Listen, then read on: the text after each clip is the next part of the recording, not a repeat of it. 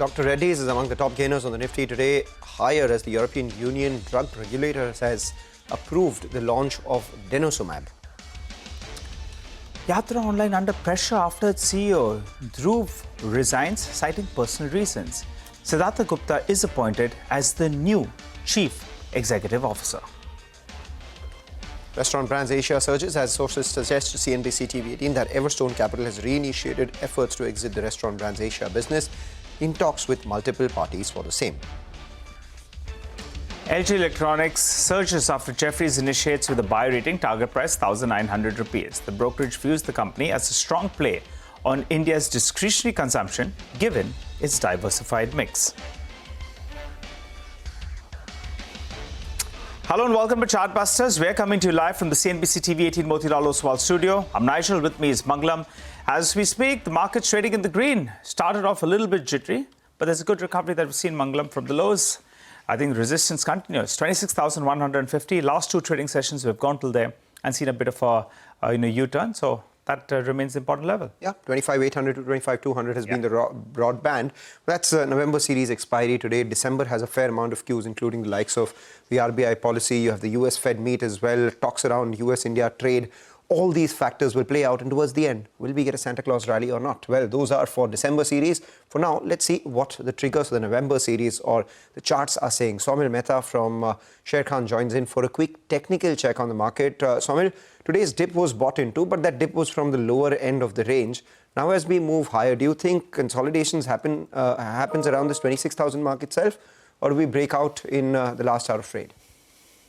Hey, good morning. Good morning to everyone. I think definitely consolidation could happen here. But overall, the trend remains positive. The medium-term trend still remains positive. We are taking support every time we dip. We are taking support at 10 daily moving average and 20 daily moving average, which is a very good sign for any market, any charts.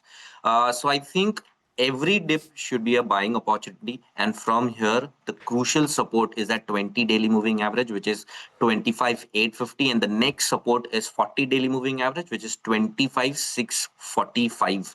So these are the two levels I'm looking out for, and this opportunity is also there because the banking sector is doing really well. PSU banks, financials, I think the private banks will start participating as well.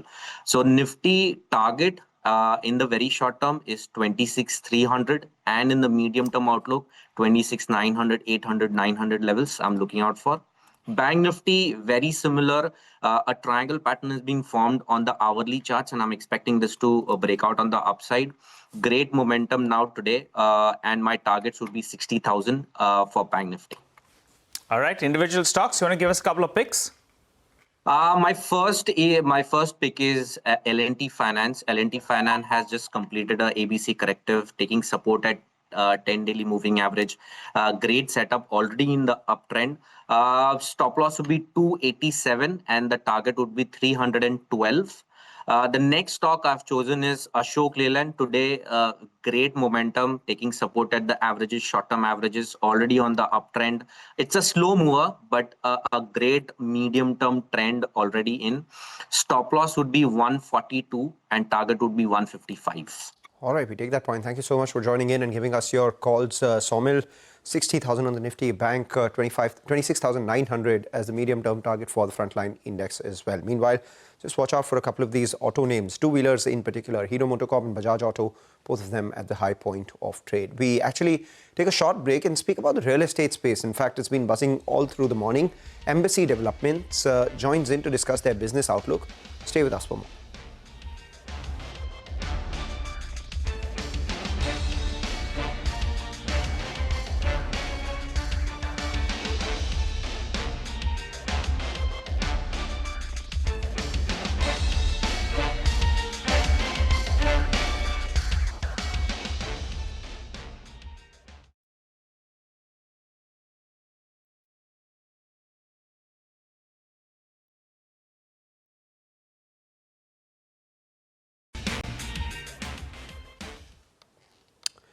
Welcome back. Just keep an eye out on HDFC Bank. That's moved a little off the highs right now, currently mildly in the red.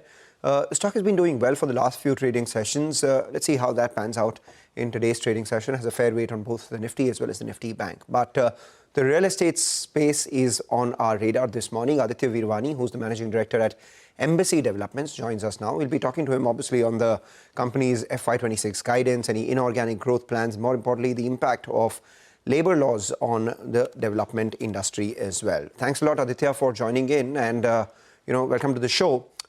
The FY26 guidance that you've given, for pre-sales of 5,000 crores and collections of 2,200 crores. The first half of this year, you've done 600, 650 crores on both pre-sales and collections. Do you stand by this guidance, or does it revise downwards?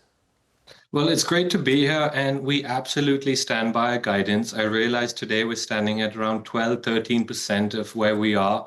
But the Q3, Q4 has always been the big years, big quarters for Embassy Developments.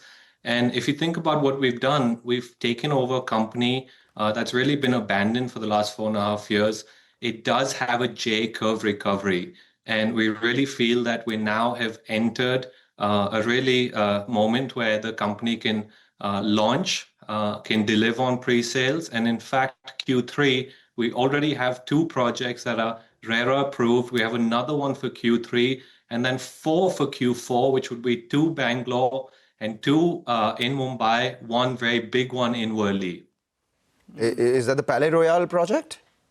It's not Palais Royal. It is another project on Worli Naka, E. Moses Road, something that we'll bring to market in Q4. We're very excited of that product. Which one is it? We're curious because... we're just down the road. We're just down the road. We are not the target audience, by the way, just to clarify. But we're down the road, so we just, would like to know more. Well, so this project is the last phase of the earlier India Bulls Blue project, although this is going to be its own project. It's Embassy Citadel, and it's going to be the first embassy launch in Mumbai, which we're very excited about. All right. Bottom line, you're sticking to the pre-sales number of around 5,000 crores and collections at around 2,200 crores. Got that. Good to speak to you, Aditya, and welcome to the show. You're also talking about some inorganic growth, right? Help us out with some details on that front. Will it be a project level that you're looking at, or are you looking at, buyouts, buying out smaller real estate players in various markets? Well, look, our focus is quite clear. We've actually taken over this company now, which has a lot of in-place land bank fully paid up for. We've also contributed some of that land from Embassy Private. And our focus right now is just to execute on the projects that we have in hand. We have existing ongoing projects that are quite exciting across the spectrum, premium as well as luxury, across Bangalore and Mumbai. And we have these new projects where we have so much surplus to unlock, roughly 51% of gross surplus that the company can unlock. So we feel we want to just put our blinkers on, execute on our plan, throw out cash, throw out surplus, and then cherry pick new deals. We do want to be there. We've done 1 deal last quarter. We are looking at new deals, but we want to be very, very selective, especially in a time where the market is so hot and you see land values go up. And we don't think that this same price appreciation at this double digits is going to continue. We want to be a little bit more modest as a developer, focus on the product, focus on good business principles, and that's what we're going to do as Embassy. All right. So you're basically saying you'll do it at a project level, right? If you're this inorganic that you're talking about. Yes, I think we're done with some major M&A activities. The merger was a big one for us. Now we want to just execute on a project level. All right. A couple of other quick questions. Over the weekend, we got the new labor laws. If you could tell us, labor cost as a percentage of your mix, what is it at? And incrementally, in terms of cost of development, how much does it go up by? Most feedback suggests that it will be low single digits. So if you've done some rough math. We think it'd be maybe low to mid single digits, the impact on labor costs. But I do think labor has been the biggest challenge in the industry. You're seeing a shortage of supply, mainly for 2 things. One is approval processes, and 2 is the availability of labor and the delays it's having on projects. So I think it's a fair thing that we should be compensating labor more. We have enough margin cushion to bear that. So we actually welcome this, and this is a very good thing for the industry, I would say. So two-part question here. One, you said that there has been a bit of a shortage. There could be an increase of anywhere between 3 to 5% if I had to numerically put your qualitative numbers out there. And secondly, you said that you have enough margin cushion to absorb that. So does that, one, assuage the labor concern right now, the shortage concern? And secondly, does that mean you're not going to pass it on to consumers and take that on your EBITDA? No, I think at least from an embassy point of view, we're going to take it on our EBITDA, mainly because all our projects are outright fully paid for.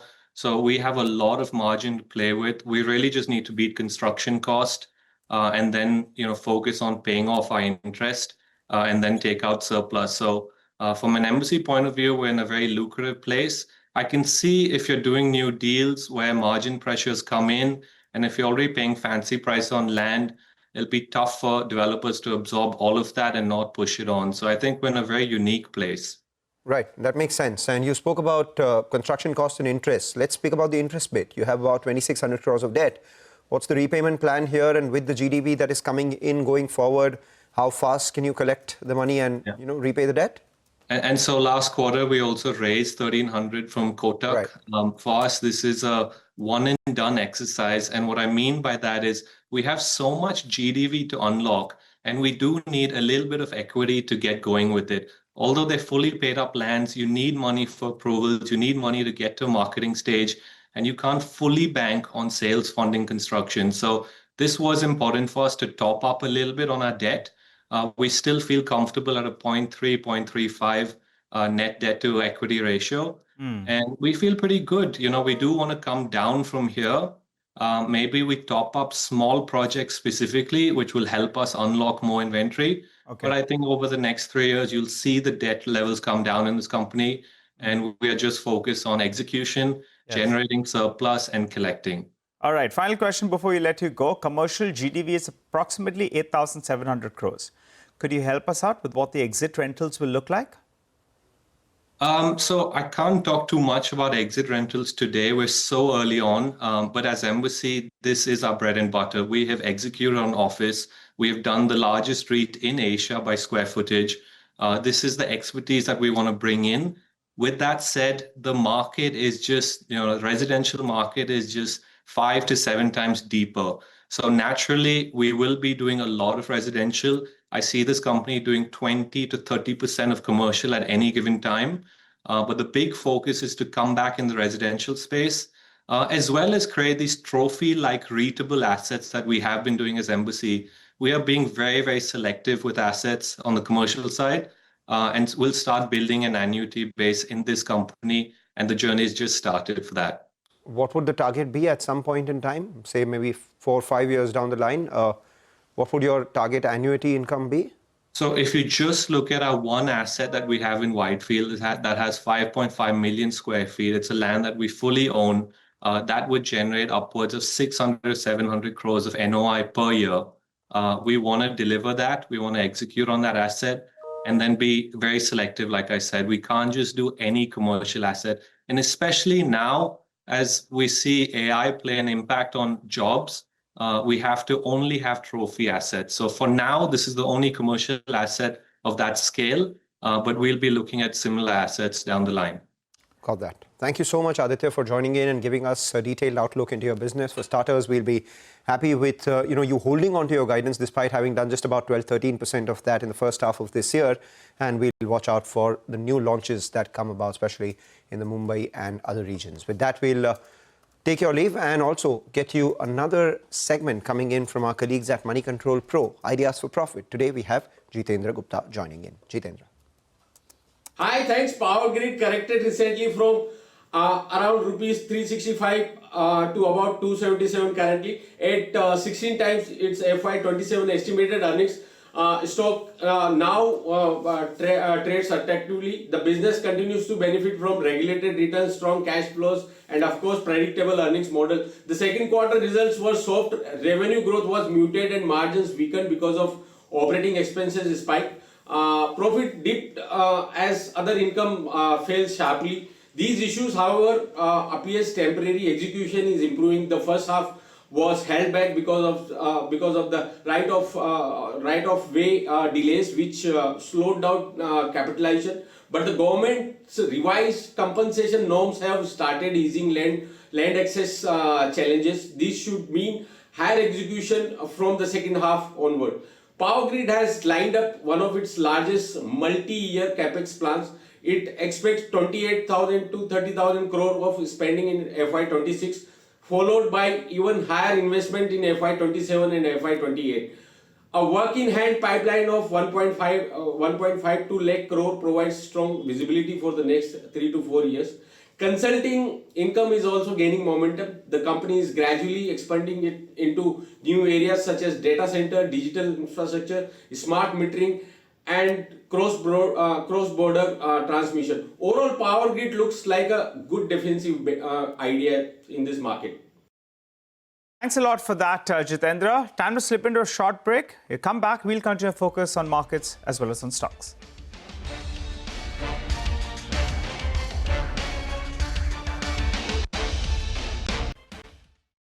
Welcome back. You're tuned into Chartbusters. You're on CNBC-TV18. Well, time to focus on individual stocks. And one stock that's in the news is Dr. Reddy's. Ekta joins us to help us with a quick update on that. Ekta? Well, yes, Dr. Reddy's is in focus because the European Commission has granted marketing authorization for a couple of biosimilars. So the biosimilar AVT03 or the biosimilar of Prolia, which is denosumab, and Xgeva, which is also denosumab. Now, Prolia is basically a prescription medicine used to treat osteoporosis, and Xgeva is a prescription medicine used to prevent bone complications in adults. Now, what has taken place is that the European Commission decision has followed what was a positive opinion from the Committee for Medicinal Products for Human Use, which is basically the committee in Europe, which took place in September of 2025. The reading for Dr. Reddy's is positive because Dr. Reddy's had licensed this product from Alvotech, which is basically the developer of this. And Dr. Reddy's is a commercial partner with semi-exclusive rights both for Europe as well as UK. So analysts say that this development is definitely positive for the European business for Dr. Reddy's. All right, we take that point. Thanks a lot for that. Ekta, the other stock which has been doing extremely well is Restaurant Brands Asia. Restaurant Brands, Vivek, looks like Everstone is looking to sell them. Well, that's right. You know, we are actually revisiting the story we did close to market close yesterday. And, you know, what we had told was that Everstone, which is the controlling private equity investor in Restaurant Brands Asia, has gone ahead and reinitiated efforts for exiting their complete stake in Restaurant Brands Asia. Now, what we understand from our sources is that talks are at an advanced stage. It's actually at the stage where negotiations for the price is on. We understand that there has been interest that has come in from a family office of a large listed company with a QSR present and other private equity players to have evinced a certain amount of interest. We understand that the bids that are being spoken about are at a premium to the current market price. And you know, another important thing to note is that even though Everstone actually holds just around 11.2% stake in RBA, and this particular stake is under the name of QSR Asia Pte, according to SEBI norms, a change in controlling promoter is something that will trigger an open offer. So even though it's not breaching the 25% mark, the change in the controlling promoter is what, if this particular deal fructifies, will trigger the open offer once the transaction takes place. So we reached out to Everstone Capital. They did not offer us any comments, and Restaurant Brands Asia has still not responded to our queries as of now. Okay, all right. Thanks a lot for that, Vivek. Well, on that note, though, we'll wrap up on this edition of Chartbusters. You stay tuned. The team of Trading Hour is waiting for you.